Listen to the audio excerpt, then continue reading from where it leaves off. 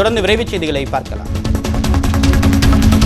4 சட்டப்பேரவை தொகுதிகளில் போட்டியிடும் அதிமுக வேட்பாளர்களை ஆதரித்து மே 1ஆம் தேதி முதல் முதலமைச்சர் பழனிசாமி பரப்புரை மேற்கொள்கிறார். இதுகுறித்து அதிமுக தலைமை வெளியிட்டுள்ள அறிக்கையில், மே 1ஆம் தேதி முதல் 14ஆம் தேதி வரை சூலூர், அரவக்குறிச்சி, திருப்பரங்குன்றம், ஒட்டப்பிடாரம் ஆகிய 4 தொகுதிகளில் முதலமைச்சர் பரப்புரை செய்ய உள்ளதாக தெரிவிக்கப்பட்டுள்ளது. மே 1 மற்றும் 14ஆம் தேதிகளில் சூலூர் தொகுதியிலும், மே 5, 13 ஆகிய 2 நாட்கள் அரவக்குறிச்சி தொகுதியிலும், மே 6, 13ஆம் தேதிகள் திருப்பரங்குன்றத்திலும், மே 7, 12 ஆகிய 2 தேதிகள் ஒட்டப்பிடாரத்திலும் முதலமைச்சர் பழனிசாமி வாக்கு சேகரிக்க உள்ளதாகவும் கூறப்பட்டுள்ளது.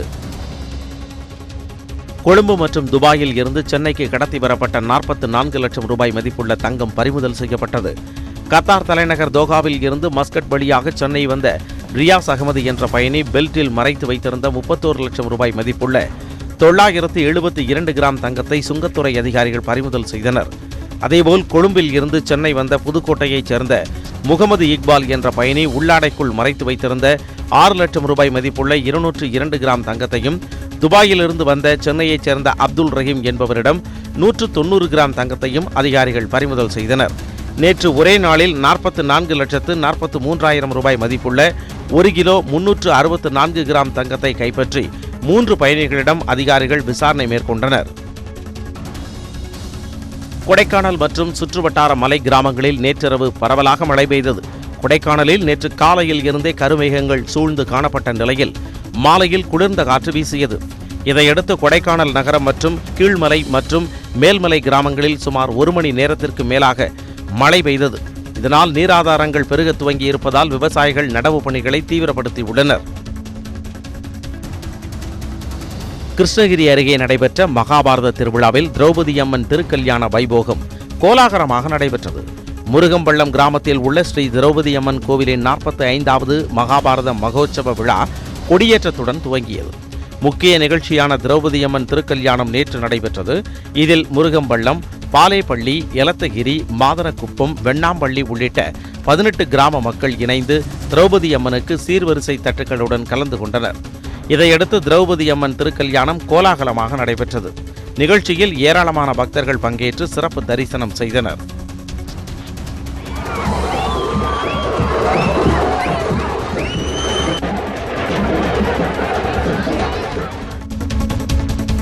ஸ்டெர்லைட் ஆலை விரிவாக்க பணிகளுக்கு முறைகேடாக நிலம் வழங்கப்பட்டது தொடர்பாக மத்திய சுற்றுச்சூழல் துறை அதிகாரிகள் ஆய்வு மேற்கொண்டனர். ஆலை விரிவாக்க பணிக்கு சிப்காட் நிறுவனம் நிலம் வழங்கியதில் முறைகேடு நடந்திருப்பதாக மத்திய சுற்றுச்சூழல் அமைச்சகத்தில் முத்துராமன் என்பவர் புகார் அளித்திருந்தார். இதையடுத்து அமைச்சக உத்தரவின் பேரில் சுற்றுச்சூழல் துறை இயக்குநர் கலியபெருமாள் தலைமையிலான அதிகாரிகள் நேரில் ஆய்வு மேற்கொண்டனர். ஆய்வு குறித்து அமைச்சகத்தில் விரைவில் அறிக்கை தாக்கல் செய்யப்படும் என்றும் அதிகாரிகள் தெரிவித்தனர். கரூர் மாவட்டம் புகலூரில் கோவில் திருவிழாவில் 2 பிரிவினருக்கிடையே ஏற்பட்ட மோதலால் பதற்றம் நிலவுகிறது. மாரியம்மன் திருவிழாவையொட்டி மஞ்சள் நீராட்டு விழா நிகழ்ச்சி நடைபெறும் பொழுது 2 பிரிவினருக்கிடையே தகராறு ஏற்பட்டது. இதையடுத்து கரூர் வேலூர் சாலையில் அமர்ந்து நூற்றுக்கணக்கானோர் மறியலில் ஈடுபட்டனர். கோவில் திருவிழாவின் பொழுது தகராறில் ஈடுபட்டவர்கள் மீது நடவடிக்கை எடுக்க வேண்டும் என அவர்கள் வலியுறுத்தினர். 2 மணி நேரத்திற்கு மேலாக சாலை மறியலில் ஈடுபட்டவர்கள் மீது போலீசார் தடியடி நடத்தி கூட்டத்தை கலைத்தனர்.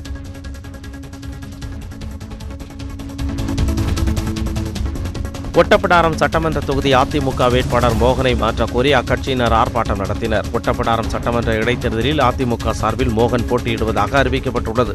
அவரை மாற்றக் கோரி ஒன்றிய அதிமுக இளம்பெண்கள் பாசறை சார்பில் 100க்கும் மேற்பட்டோர் ஆர்ப்பாட்டத்தில் ஈடுபட்டனர். அப்பொழுது கட்டபொம்மனின் வாரிசுகளின் நிலத்தை அபகரித்த புகாரில் சிக்கிய மோகனுக்கு சீட் வழங்கக்கூடாது என்றும், இவர் சட்டமன்ற உறுப்பினராக பதவி வகித்தபோது தொகுதிக்கு எதுவும் செய்யவில்லை என்றும் குற்றம் சாட்டி முழக்கங்களை எழுப்பினர்.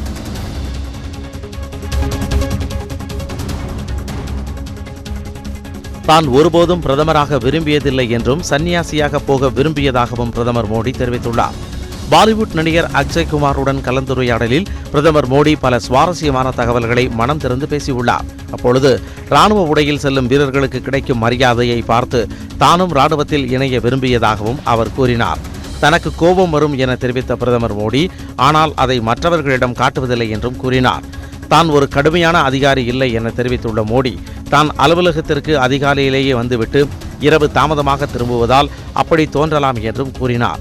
எதிர்க்கட்சித் தலைவர்களுடன் நல்ல நட்பை பேணி வருவதாக தெரிவித்த அவர், மேற்கு வங்க முதலமைச்சர் மம்தா பானர்ஜி தமக்கு குர்தாக்கள் மற்றும் இனிப்புகளை வருடம் ஒருமுறை அனுப்பி வைப்பார் என்றும் தெரிவித்தார். தமது தாயார் தமக்கு இப்போது வரை பணம் அனுப்புவதாகவும், ஆனால் தாம் அவருக்கு பணம் அனுப்புவதில்லை என்றும் கூறியுள்ளார். உத்தரப்பிரதேச மாநில முன்னாள் முதலமைச்சர் என்.டி. திவாரியின் மகன் கொலை வழக்கில் கைது செய்யப்பட்ட அவரது மருமகளை 2 நாள் போலீஸ் காவலில் எடுத்து விசாரிக்க டெல்லி நீதிமன்றம் அனுமதி அளித்துள்ளது. என்.டி. திவாரியின் மகன் ரோஹித் சேகர் கடந்த சில தினங்களுக்கு முன்பு மூக்கில் ரத்தத்துடன் மரணமடைந்தார். அவரது உடற்கூறாய்வு அறிக்கையில் தலையணையால் அழுத்தியதில் மூச்சு திணறல் ஏற்பட்டு அவர் உயிரிழந்ததாக தெரிவிக்கப்பட்டது. இந்த கொலையில் தொடர்பிருப்பதாக ரோஹித் சேகரின் மனைவி அபூர்வா திவாரியை போலீசார் கைது செய்தனர். திருமணமாகி ஓராண்டான நிலையில் கணவன் மனைவிக்குள் ஏற்பட்ட கருத்து வேறுபாட்டால் ரோஹித் கொலை செய்யப்பட்டாரா என்பது குறித்து அபூர்வா திவாரியிடம் போலீசார் விசாரணை நடத்த உள்ளனர். வாரணாசி மக்களவை தொகுதியில் போட்டியிடும் பிரதமர் நரேந்திர மோடி இன்று பிரம்மாண்ட வாகன பேரணியில் பங்கேற்க உள்ளார். 2014ஆம் ஆண்டு நாடாளுமன்ற தேர்தலில் வாரணாசியில் போட்டியிட்டு வெற்றி பெற்ற பிரதமர் மோடி இம்முறையும் அதே தொகுதியில் போட்டியிடுகிறார். மே 19ஆம் தேதி நடக்கவுள்ள 7வது மற்றும் கடைசி கட்ட தேர்தலில் வாரணாசி தொகுதியில் வாக்குப்பதிவு நடைபெறுகிறது. இந்நிலையில் வாரணாசிக்கு இன்று பிற்பகல் 2 மணிக்கு செல்லும் பிரதமர் மோடி அங்கு பனாரஸ் இந்து பல்கலைக்கழகத்தில் இருந்து நடைபெறும் பிரம்மாண்ட பேரணியில் பங்கேற்க உள்ளார். அதைத் தொடர்ந்து காலபைரவர் கோவிலில் வழிபாடு, பின்னர் கங்கை ஆரத்தி ஆகியவற்றில் மோடி பங்கேற்கிறார்.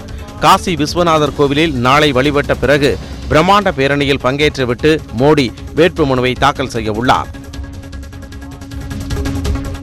பொருளாதார குற்றவாளியாக தன்னை அறிவித்திருப்பது பொருளாதார தூக்கு தண்டனை போன்றது என விஜய் மல்லையா கூறியுள்ளார். வங்கிகளில் 9,000 கோடி ரூபாய் கடன் வாங்கிவிட்டு அதை திருப்பி செலுத்தாமல் லண்டன் சென்றுவிட்ட விஜய் மல்லையாவை தப்பியோடிய பொருளாதார குற்றவாளியாக சிறப்பு நீதிமன்றம் அறிவித்தது. இந்நிலையில் தப்பியோடிய பொருளாதார குற்றவாளிகளுக்கு எதிரான சட்டத்தில் சில பிரிவுகளில் பதிவு செய்யப்பட்ட வழக்கை எதிர்த்து விஜய் மல்லையா தாக்கல் செய்த மனு மும்பை உயர்நீதிமன்றத்தில் விசாரணைக்கு வந்தது. அப்பொழுது கடனும் வட்டியும் அதிகரித்துக் கொண்டே செல்வதாகவும், சொத்துக்களை விற்று கடனை அடைக்க அரசு அனுமதி அளிக்க மறுப்பதாகவும் விஜய் மல்லையா தரப்பில் வாதிடப்பட்டது. வங்கிக் கடன் மோசடி வழக்கில் பூசன் ஸ்டீல் நிறுவன தலைவர் மற்றும் அவரது மனைவிக்கு எதிராக சிபிஐ லுக் அவுட் சுற்றறிக்கை அனுப்பியுள்ளது.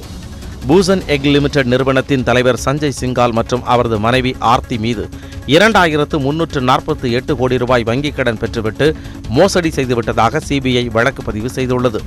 இது தொடர்பாக அவர்கள் தொடர்புடைய இடங்களில் ஏப்ரல் 6ஆம் தேதி சிபிஐ சோதனையும் மேற்கொண்டது. இந்நிலையில் சஞ்சய் சிங்கால் மற்றும் ஆர்த்திக்கு எதிராக லுக் அவுட் சுற்றறிக்கையை சிபிஐ பிறப்பித்துள்ளது. அவர்கள் வெளிநாட்டிற்கு தப்பிச் செல்வதை தடுக்கும் வகையில் அனைத்து விமான நிலையங்களிலும் உள்ள குடியுரிமை அதிகாரிகளுக்கு அந்த சுற்றறிக்கை அனுப்பி வைக்கப்பட்டுள்ளது.